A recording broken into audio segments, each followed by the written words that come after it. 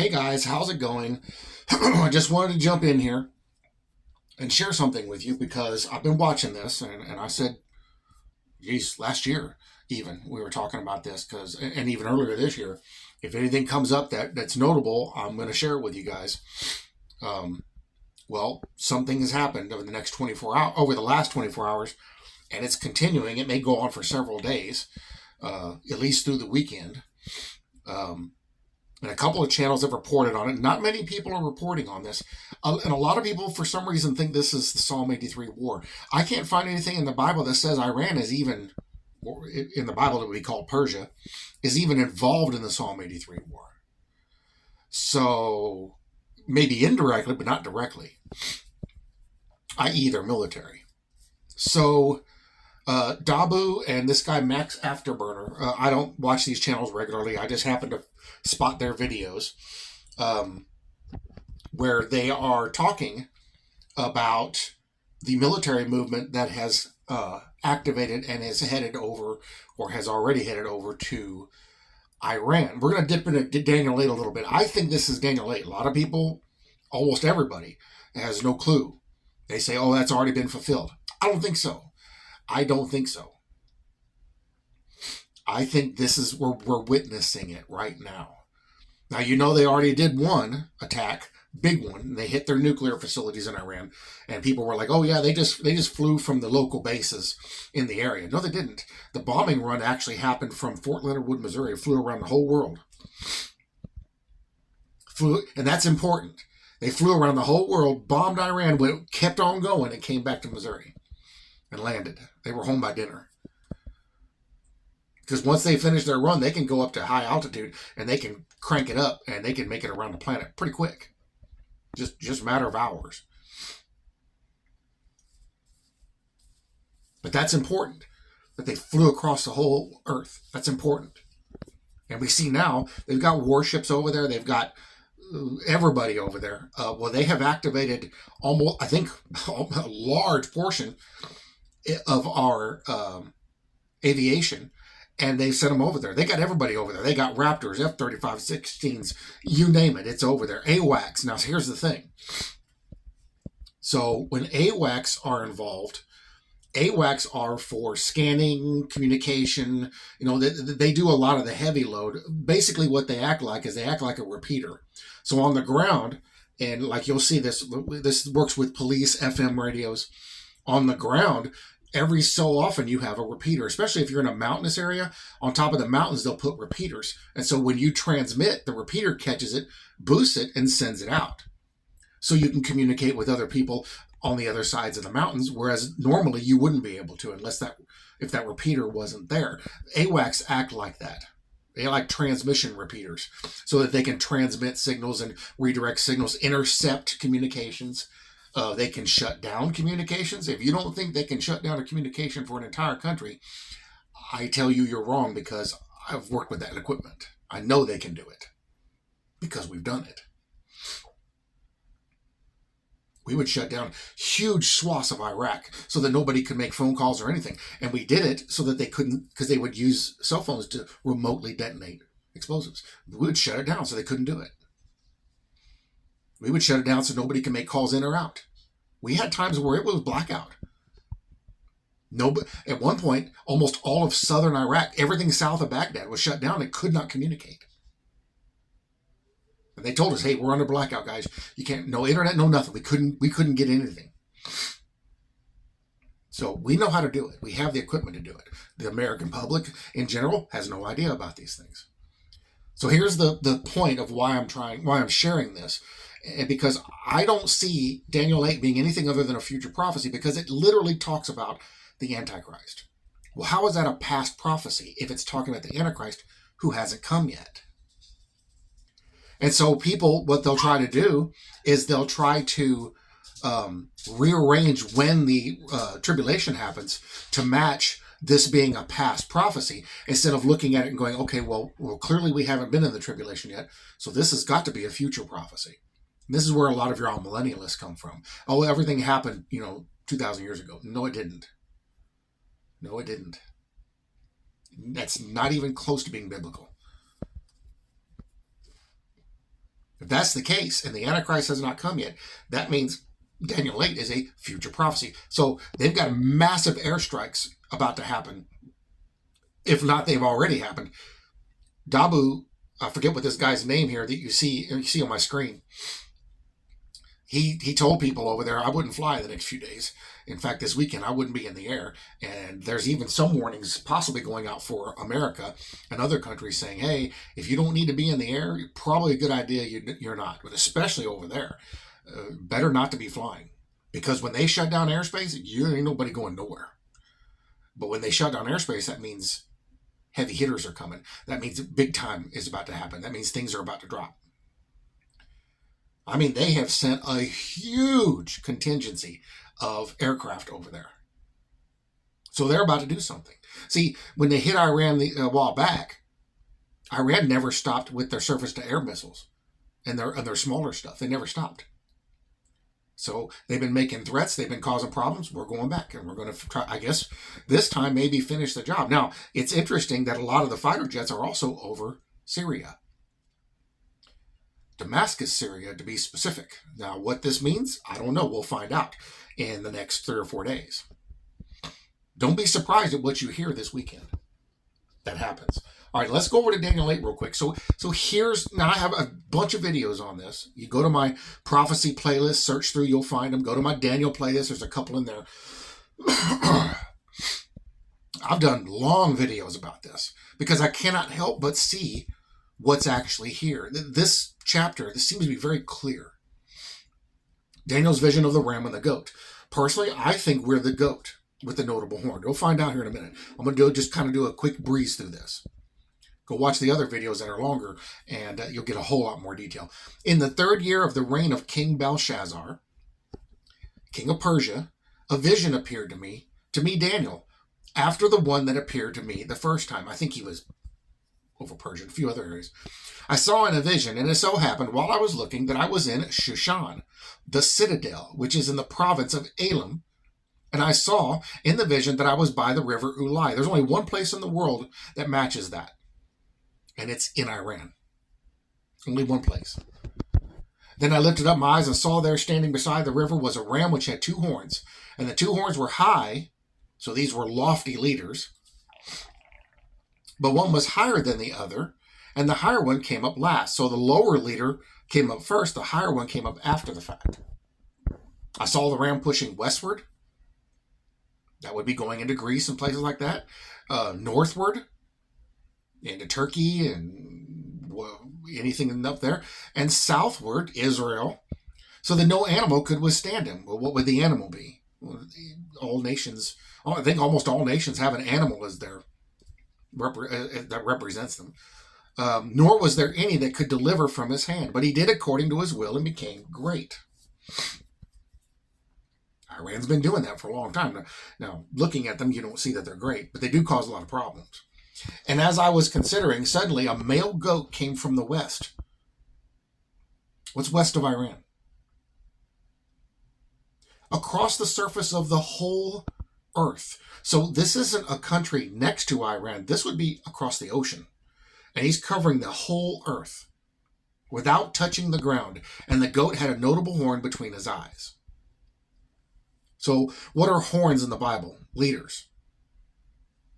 The ram had 2 horns. That's 2 leaders. America has 1 leader. Iran has 2 leaders. America has 1 leader. 1 horn, 1 notable horn. And I really find it interesting that our president's last name is Trump, which is another word for a horn. But that could be something just beside the fact. Then he came to the ram that had 2 horns, which I had seen standing beside the river, and ran at him with furious power. And I saw him confronting the ram. He was moved with rage against him, attacked the ram, and broke his 2 horns. He brought the leaders down. There was no power in the ram to withstand him, but he cast him down to the ground and trampled him, and there was no one that could deliver the ram from his hand. So a bombing run is a trampling of the ground. You ever watch it? It's like a giant stomps his feet. And no one will deliver Iran. Therefore the male goat grew very great. So if that's America, what's been happening with America this last year and a few months? America's been getting very powerful. Going to get even more powerful. But when he became strong, the large horn was broken.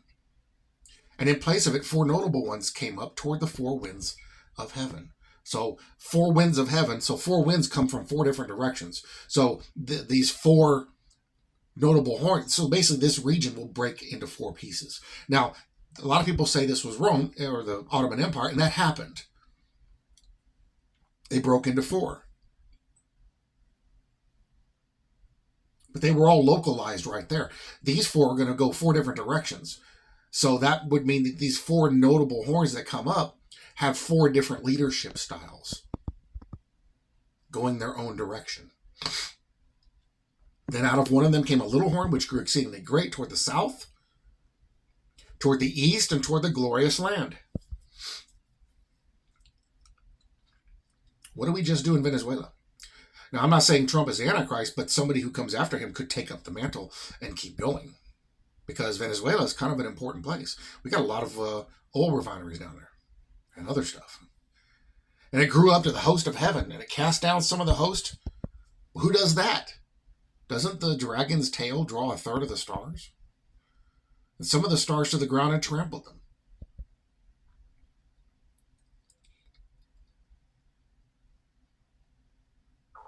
He even exalted himself as high as the prince of the host. Interesting.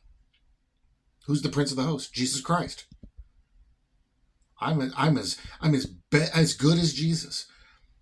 And by him, daily sacrifices were taken away, and a place of his sanctuary was cast down. So this happened in the past, but I think we're seeing a complete fulfillment now. But what we're witnessing is the restarting of this to remind everybody, hey, this happened in the past, but now it's going to get fully fulfilled. We see this happen many times in prophecies of partial fulfillments to warn people. And then later, the complete fulfillment. Who takes the sacrifices away when you read it elsewhere in the Bible? The Antichrist. Because of transgression, an army was given over to the horn to oppose the daily sacrifices. And he cast truth down to the ground. He did all this and prospered.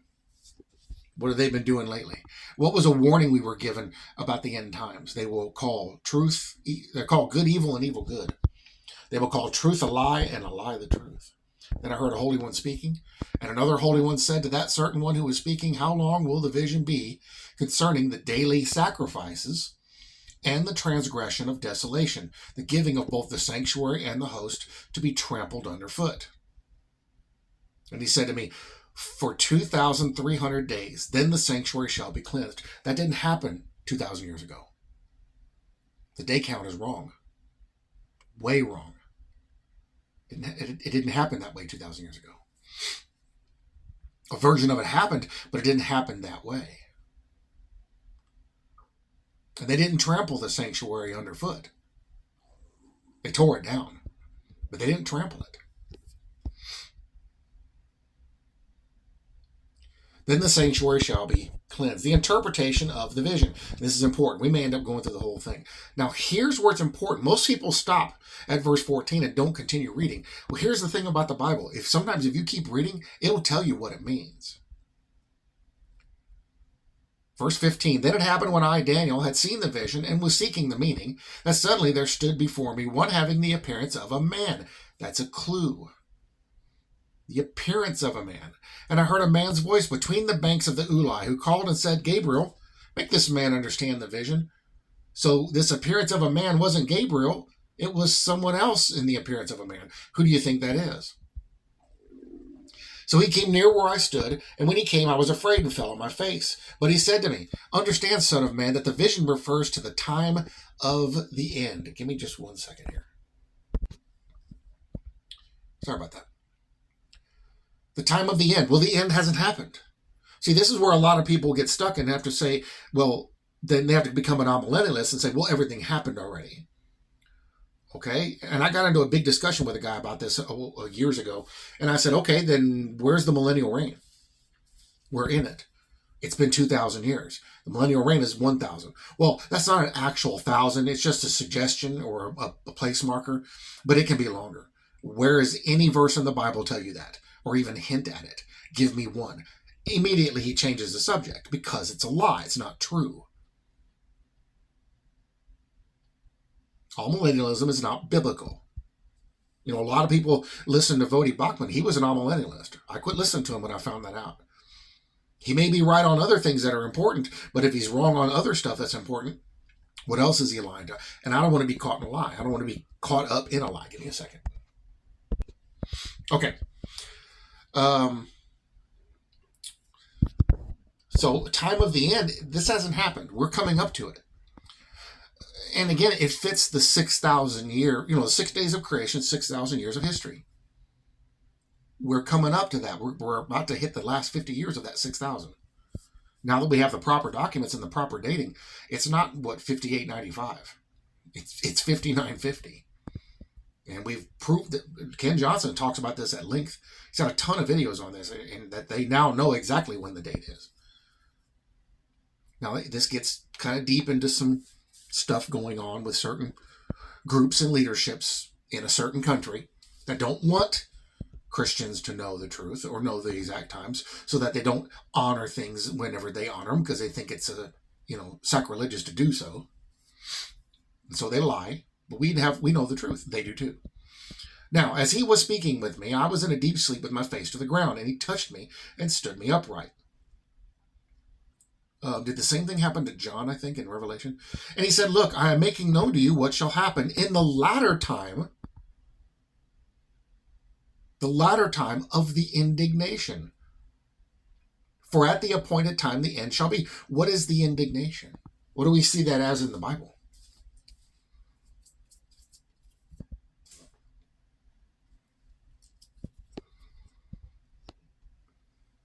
Tribulation.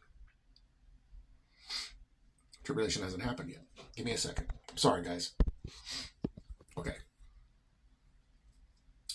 So we're dealing clearly with tribulation, and we've already had things telling us about the Antichrist. Take away the sacrifices. Only one individual does this. The ram which you saw having the two horns, they are the kings of Media and Persia. Now, some people will say, let me back up for a second.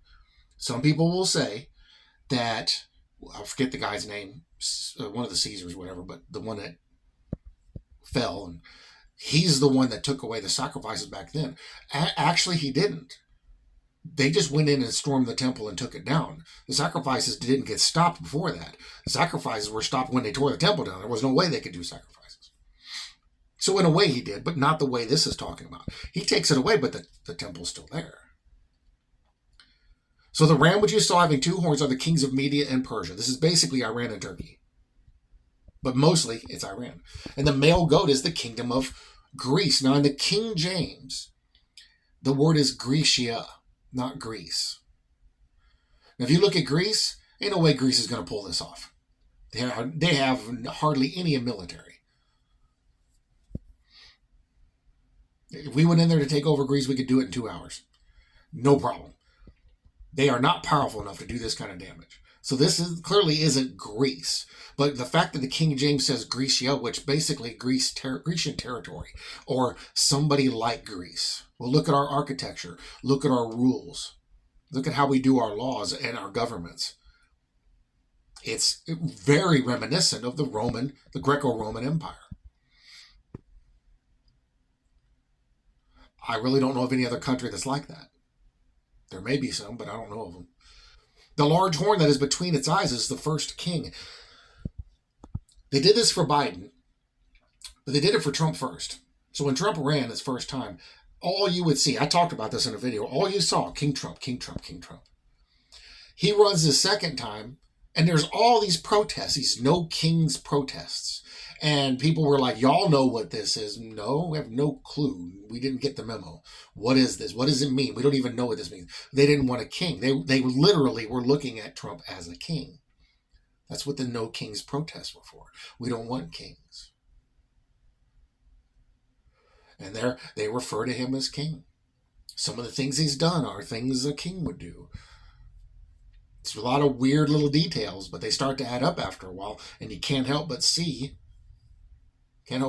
what they may be pointing to. And if you look, and I've done research on this, I can't find any country, any nation that has not had a king at some point in the past. America is the only one that hasn't had a king that I can find. First king. Just saying. As for the broken horn and the four that stood up in his place, 4 kingdoms shall arise out of that nation, but not with its power. Now, America currently, and I talked about this morning, I mentioned it, America currently has the ability to separate into 5 different sections. Groups of states have pulled together, drawn up documents, some moved to other ones. Texas has their own constitution right now, had it for ages. And their new state lines are drawn. It's ready to go into effect if we ever secede from the Union or this country ever breaks. And I think all the southern states have joined with us. That for the southern border, I think. But I know a lot of them were going on. Hey, we're with you guys. Y'all go. We want to be on your side.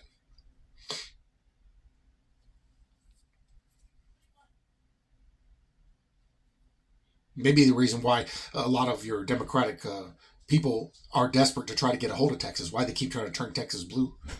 This has been happening for a while now because they want to control the energy. We've got a bigger oil reserve than OPEC.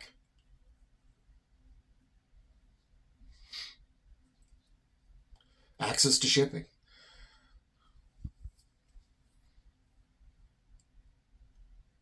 But what if, in the event of this country breaking up, what if it was a natural disaster and they can only break into 4 pieces? What if something happened and there just wasn't enough time and America broke into 4 pieces instead?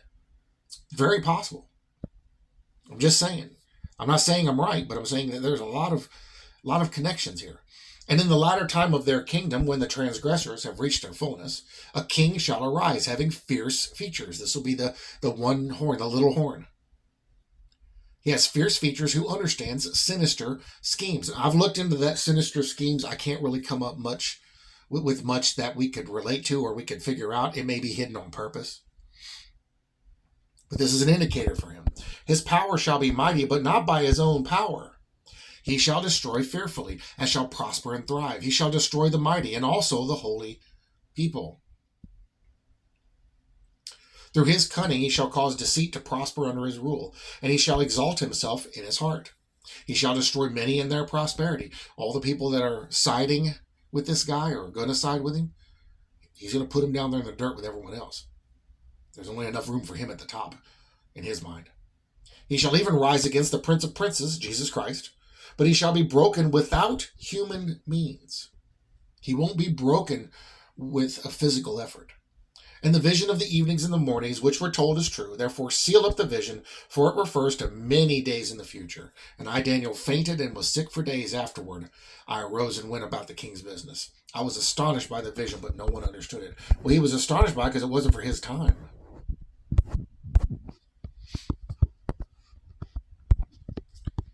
Again, I could be wrong, but I personally think that Daniel 8, that's talking about what's happening right now. Now, here's the thing. All we got to do is watch and see what happens. And you might be able to start to make some more connections. But, keep in mind, a prophecy doesn't have to be fulfilled all at once. There's always a build up to it. Okay, still going. There's always a build up to it. And there may come a time where it could actually pause and then continue afterward. We have many prophecies in the Bible that start, go a little bit, kind of pause for a little, and then pick back up again and finish. Because things are being moved, things are adjusting, or people are doing certain things to get to that point. Now, I'm not going to sit here and say I'm right. I never have said that. But when I read this, that's what it sounds like it's talking about to me. In my limited understanding and limited perspective. That's what it sounds like it's talking about to me. Nothing to do with Psalm 83, but everything to do. So consider this, and I'm going to close with this. Consider this. What if their attempts to go and get Iran and shut them down for good, if that's what this is? It may stall out and another one happen. But here's the thing. You don't move that many assets if you're not going to do an attack. That's a lot of money. It's millions of dollars being dumped down the drain. You move that much asset, somebody's getting a butt kicking. So, and you're going in fully armed. You even got AWACS up. Yeah, no. If they got everybody over there, they're going to take some people out. So what if in their attempts to do this, what if when they're going over there, they decide, well, let's run by Damascus and let's take out everything we can there. And what if in the attempt they completely obliterate Damascus? We know that's a prophecy too. Damascus will be utterly devastated, uninhabitable. What would make it uninhabitable? Just saying. We've got those type of assets in the air. We've got those assets over there. You think they just sent ships and planes? I promise you they sent subs. And what is the normal payload for a submarine?